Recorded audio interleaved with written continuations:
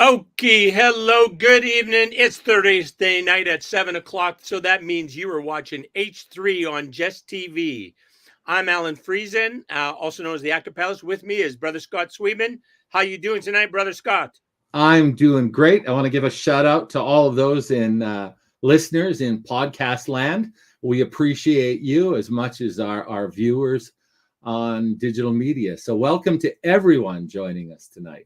How are you today? I have to say, I'm going to share it. Today's Alan's birthday. So happy birthday, Alan.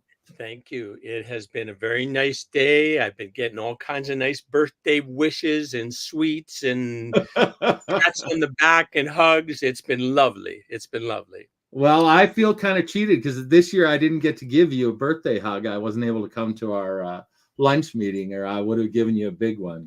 Well, you owe me one till later. I do. You've got it. You've got a credit in the bank. Excellent. Hugging's one of those things that make birthdays great. And Jesse has joined us, and that is excellent. So we're all queued up with Jesse. All right. So, Scott, tell us what we're talking about tonight. We're talking about medicine going to the dogs. Medicine and various sundry other creatures.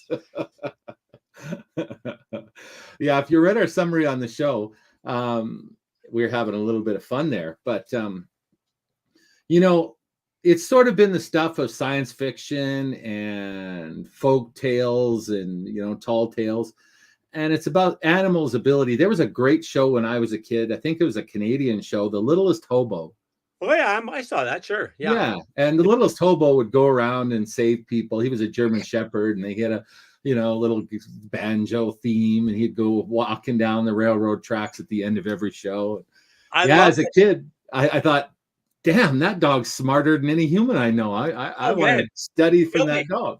Billy would say, Timmy's fell down the well. Go get the tractor and 15 people. And the dog goes, and away he goes. Comes back to the tractor and 15 people. I think the Littlest Hobo was kind of the Canadianized Lassie, maybe.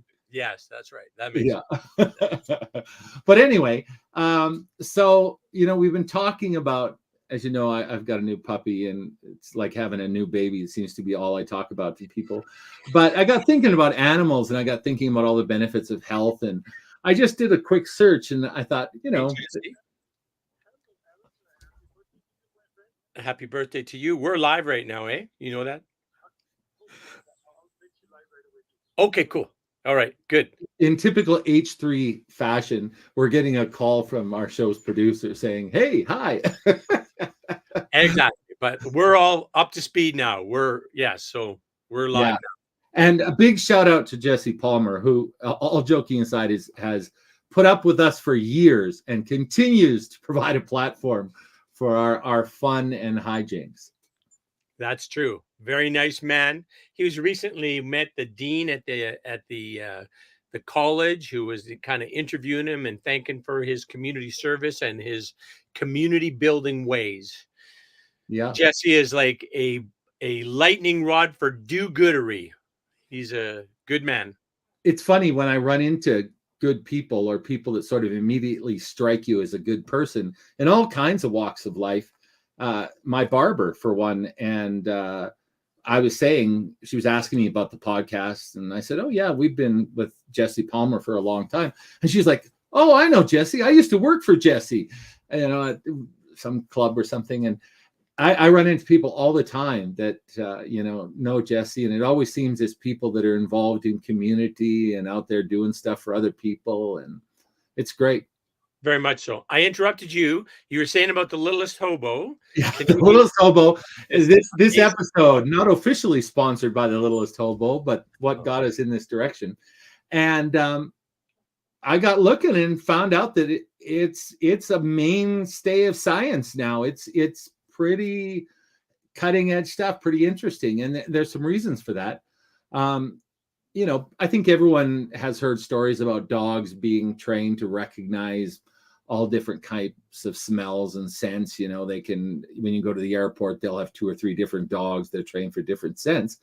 And for some time now, we've known that dogs can detect certain diseases, or it appeared they could, in humans. And tests have been done recently.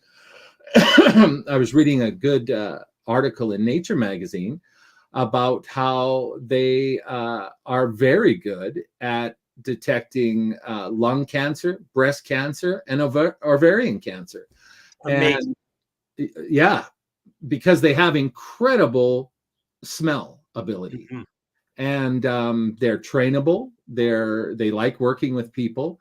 But tonight we're going to talk about dogs. I've got some great examples of dogs, but also other animals that you wouldn't really think would be useful in medical diagnosis. And these are all confirmed. I looked these all up. I traced them back to academic sources.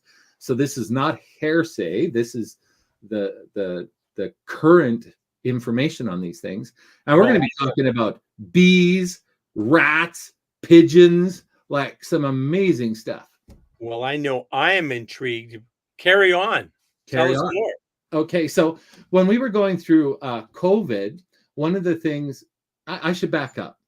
People will say, "Why a dog?" Right? I want a doctor.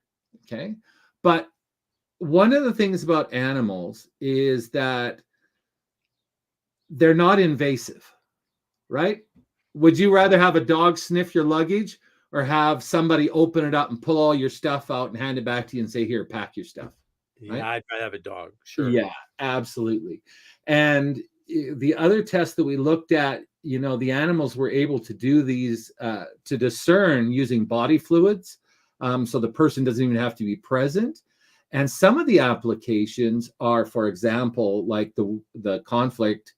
I don't know if a war, conflict, terrorist activity, depends on where your political stance is, that's going on in Gaza right now and Palestine, is they can't get medical supplies. So how do they test for things?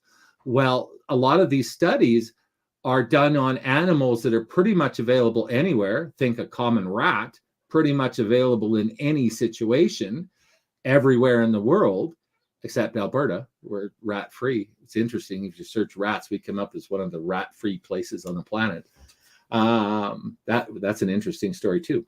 But applying these animal tests could be not only cost effective and expedient, they could be put into play at times and in areas where there are no options for expensive or modern testing techniques. Okay, jump ahead just a little bit. How does the rat tell the other people that the person has a disease? How does that function happen?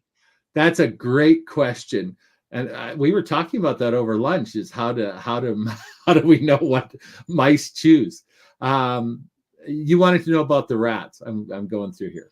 All right. Okay, so now rats are very good at detecting tuberculosis, Okay. and they smell samples of human breath. Okay. And the way they're read is by the activity of the rat. They respond with physical manifestations of behavior. Now, I didn't see the video to see if it was a twitch or they stand up and wave their paw but physically the status of the rat changes enough that somebody standing looking at the rat can say, "Oh, he smells it. Oh, he doesn't smell it." Or she, sorry, that was rather sexist to she rats. Not all rats are male. I was going to make a joke about that, except in the human race, but that might get me in trouble too. Yeah. But seriously now, I'm telling you that their accuracy on tuberculosis is 82%. What? That is amazing. And we're not talking, you don't have to specially train these rats or anything. Okay, Apparently, these aren't talking rats that say, "Hey, he's got tuberculosis." That no. doesn't happen. And Right? these aren't rats that don't go through special university classes. And dogs pretty much do. Partially so that we understand, and like dogs that are trained, sniffer dogs, for example, they stay with one or two handlers max, and the handlers learn to read when they key up, right? So the way some dogs, will go down and be very still. Some dogs will get really excited and wag their tail. And so training a dog takes some time, right? But apparently with bees, rats, pigeons, they can be trained to, and not trained, they do react to specific conditions in ways that are perceptible to a relatively untrained human eye. Wow. So that is amazing. And with rats, the exciting thing here and why scientists are looking into it, think of it, low cost, right? There's no unions in Ratland, and they're effective 82%. That's amazing. You know, and things like tuberculosis. I know when I was in Nagoya, one of my friends was the head of infectious diseases for the prefecture we were in. Pretty interesting dude, Dr. Yamanaka. And he said tuberculosis was a big problem in the homeless population because of tradition in Japan. They have shared baths.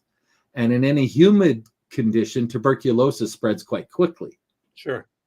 And that was something that they were, because it was in the areas were easy to check, but the community was very hard to get, rounded up and move into a hospital for normal testing on tuberculosis. This case, breath is collected and they can be tested, in the back of a van with rats that are provided for that. So some really interesting opportunities to put this into play. Pretty cool, eh? It is cool. Very much so. Okay, tell me about bees. How are bees used? What do they know? Well, I'm just going to give you a little more on dogs. I'm holding off my weird animals to keep you interested for the entire 30 minutes, Al. All right. Good. We're here for the show, Al. I learned a new word, BMDD. And it's got nothing. Yeah, it's got nothing to do with kink or your preclusion to particular activities in the bedroom. It stands for biomedical detection dogs, BMDD. Okay. Yeah, cool. And it's a designation that certain dogs acquire through a process, and they were used a lot during the COVID-19 pandemic, particularly for airport screening. And a lot of this was done very quietly, because people, you had a COVID test during the COVID stuff? Yes. Yeah, it wasn't very fun, was it? No. Big stick up the nose, and spinning around, and then up the other nose. And I know a few times I was like, and anyway, these dogs were just sort of added in, and different breeds, Malinois, they look like a German Shepherd, little skinnier. They become big in law enforcement. They're really like a hyperactive German Shepherd, very smart. Labrador Retrievers. And the different breeds show sensitivities from 65 to, get this, 100%. In detecting COVID. Yeah. Showing sensitivities. And they're in that range of sensitivity to COVID virus. They had an accuracy rate from 76 to 99%. Their accuracy rate was higher than RT-PCR tests. Wow. Okay, that's amazing. Isn't that crazy? Mm-hmm. Yeah. And what was the acronym for the actual thing? BMDD, biomedical detection dogs. Okay, cool. Yeah. And so they would detect from saliva, urine, sweat, and they could differentiate it from other respiratory infections. That was one of the first things they check. So rats, apparently, they pretty much only key up to tuberculosis. So that's an easy one, right? But dogs respond to all kinds of stimuli, right? So, and that's why they require a handler that has worked with them and understands what they're triggering or keying up to. Right. So they did tests to make sure, that they're not just saying, oh, this person has a cold. I know my puppy, I had a really bad throat infection for a few days last week, and my puppy was always smelling my breath. And, without doing any scientific study, I have no idea if she was actually smelling the infection in my throat, or maybe she liked what I had for lunch that day. But these BDD dogs are tested to make sure that they're keying up for that particular infection, and they did. Pretty cool, eh? It is very cool. You wanted to hear about the bees. Now, these bees, this was really interesting. Okay. All right. First of all, their training takes like. Wait a minute. Let me interject a dog story before you do the bees. Okay. When I was with the victim services unit, we had a service dog, Yeah. and more than one too. And the service dog, their job was to go and be of comfort to, let's say, a little person who had to make a testimony about like a horrible thing that had been done to them, right? And so then the dog would, be there to support them and that kind of thing. And they are just like magnets to people who are emotionally troubled or that kind of a thing. If the handler person, her name is Adonis, would say if you went into a classroom and just let the dog loose, right, it would just like zero in on somebody who's having like really bad time emotionally, like under a Mhm. lot of stress, under a lot of emotional turmoil, and the dog would like zoom right to that person. Well, what's interesting is that, as you know, we have a lot of international students that spend time because the girls are, they go to Japan and come back and whatever. And over the holidays, we had a few girls staying here. I won't say which year it is, so I'm not not putting anyone out. But one of the girls had actually been sexually assaulted. Mm, And really interesting because out of all of the girls that were visiting, all of the dogs went to that girl. mhm. And she was saying like, oh, this is really strange. I've never, dogs usually ignore me. And, and she was greatly comforted by this. She loved the attention. Right. But, giving this conversation, that's exactly what happened out of the group. As far as we knew, she was the only one that had experienced that trauma. Mm. And unfortunately, it was here in Canada, and it was the dogs really, really, like you said, were drawn to her like a magnet, and when she was here, spent all of their time with her, just hanging out and being with her and stuff. So, yeah. Okay, now back to the bees. Back to the bees. Okay, you're keeping me on track. Good job, boss. Okay, bees, believe it or not, possess an exceptionally high, incredible sense of smell. Okay. And well, it makes sense, right? They're different flowers, and they got to look after the queen, and mostly by scent, they pick out the sick or dead pupae and all kinds of things. So it makes sense. But they can be trained really quickly with sugar. So just like human children, a sugar reward, and these little guys are like, they're yours. They're trained. You have an army of sniffers, and particularly they can sniff out diabetes and tuberculosis. And I gave you sort of an unsatisfactory answer with the rats, but I can with the bees. So what they do is they take a positive sample, and the bees worked on breath exclusively. Okay. So they would take a sample that they knew to be positive for TB or diabetes, and a sample that was clean, had no tuberculosis. And then they would reward the bees with a sugar water mix when they chose the ones with diabetes or tuberculosis. No treat if they chose the wrong one. So what they're playing into is the bee's natural ability to find food, right? So this scent rewarded them with sweet food, right? Bees live on sugar, basically, naturally occurring sugar. So what the human trainers were doing, and apparently the bees take zero time to train, like almost nothing, is that by using a test sample, it was very quickly able to train the bees that a TB sample gave them a reward, a sample without TB gave them no reward. So they would move on, just like flowers or blooms. And it worked. It was fast. It was efficient. Training time was next to nothing. All they needed was a confirmed positive sample and a confirmed positive negative sample, and they could train bees. And you can read more about it in the Smithsonian magazine, which is where I pulled this one out of. Very interesting stuff. In particular, they're very good at diabetes. Has something to do with diabetes and sugar and insulin and the bees' natural stuff. But they are like guided missiles once they get a few treats after finding diabetes. Very interesting. Yeah. Wow. Pretty cool, eh? Mm-hmm. So I keep saying it's cool because when I was reading these, I just like, wow, that's really, really cool. And but the applications are serious. This is not sort of, oh, well, that's fun. This would be a really cool Instagram, or TikTok. These are saving lives. And the research is being done for situations where either the animals have better accuracy, like they did in COVID, where they were actually better once they had them trained.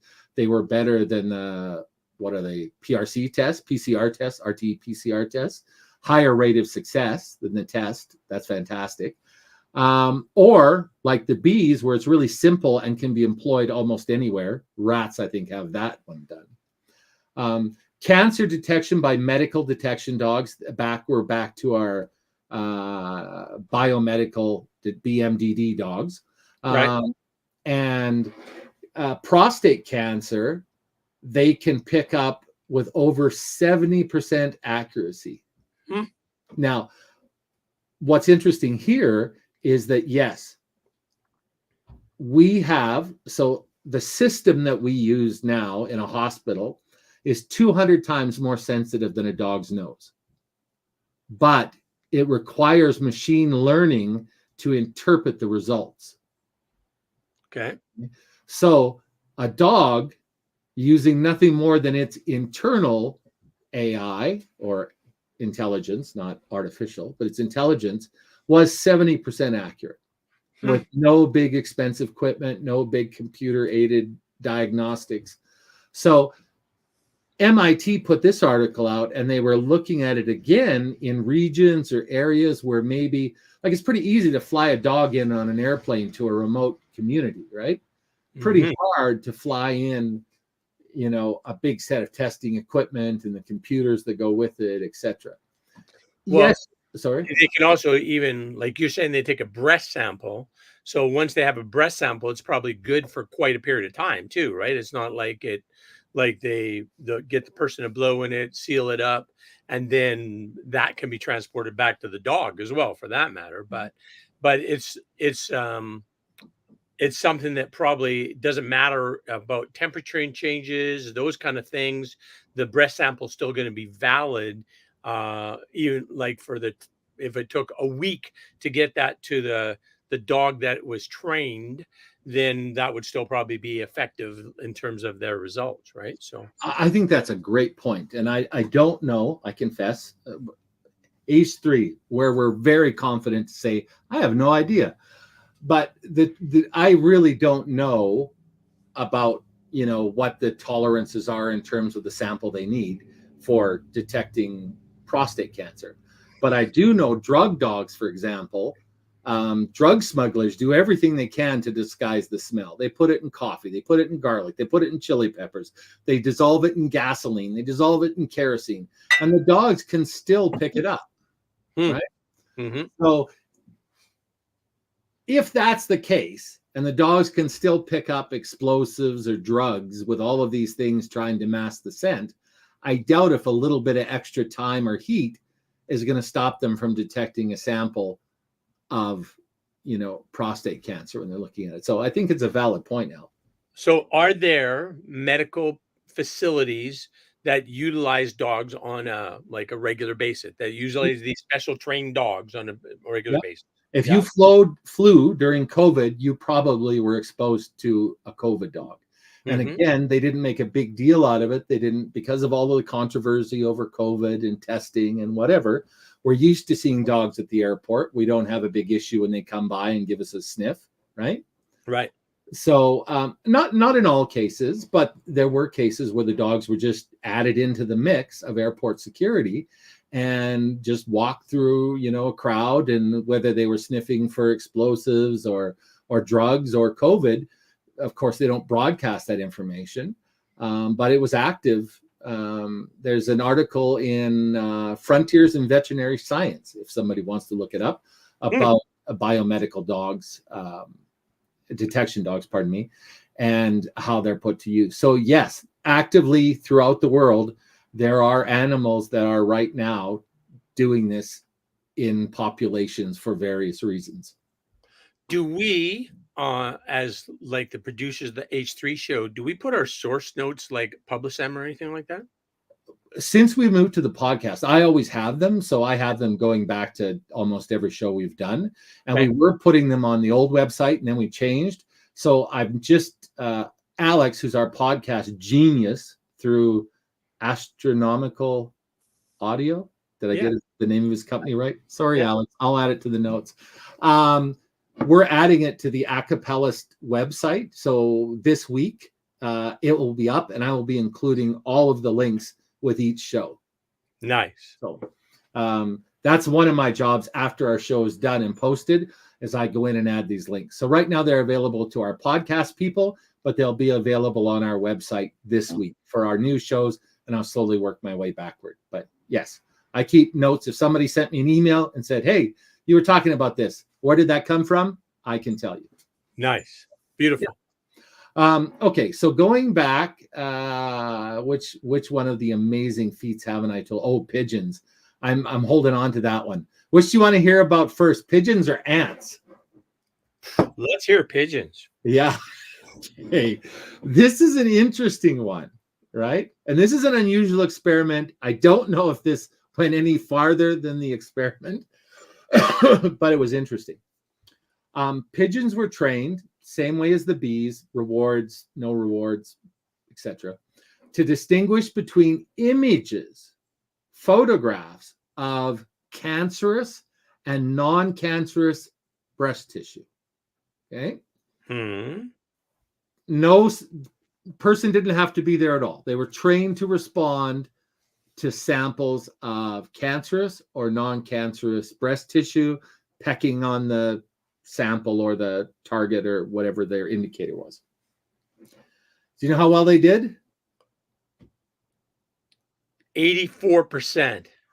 Yeah, pretty close. Exactly the same as humans identifying cells through a microscope.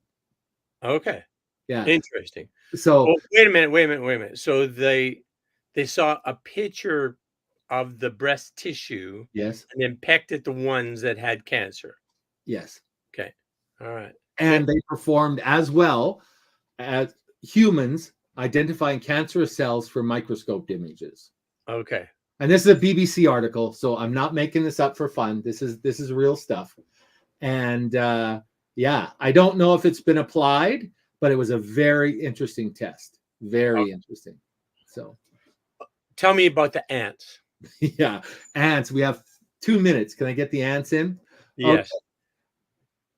Again, at recent studies, and I mean like recent, this is Scientific America from this year, well, 2023.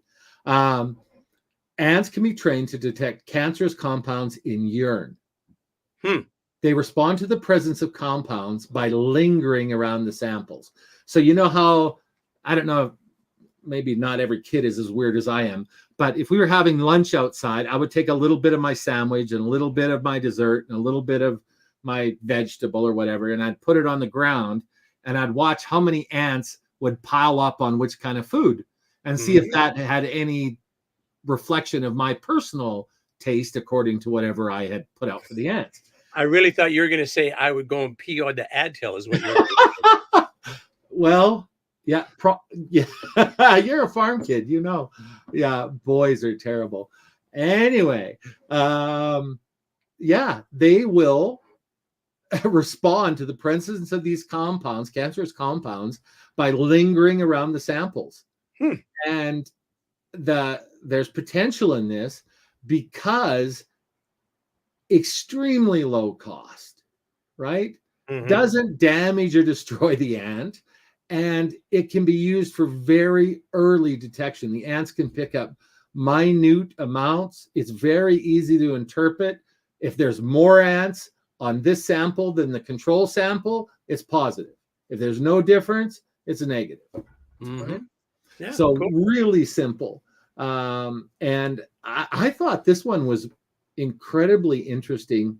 And I wondered if maybe this kind of information, if we were more aware of it, if we wouldn't notice how the animals around us reacted. Now, I guess in this case, like you said, we'd have to go pee on an anthill to see how, or near an anthill to see how well that worked out. But I think it's interesting because pet ownership has never been higher in the history of humankind ever than it is now. And it increases exponentially every year. It's a multi-trillion-dollar industry across the world, right? Everything from food to toys. And I wonder if some of this information couldn't be included in our sort of personal health protection plan. Like if we were more aware of it, like these animals are pretty common, right?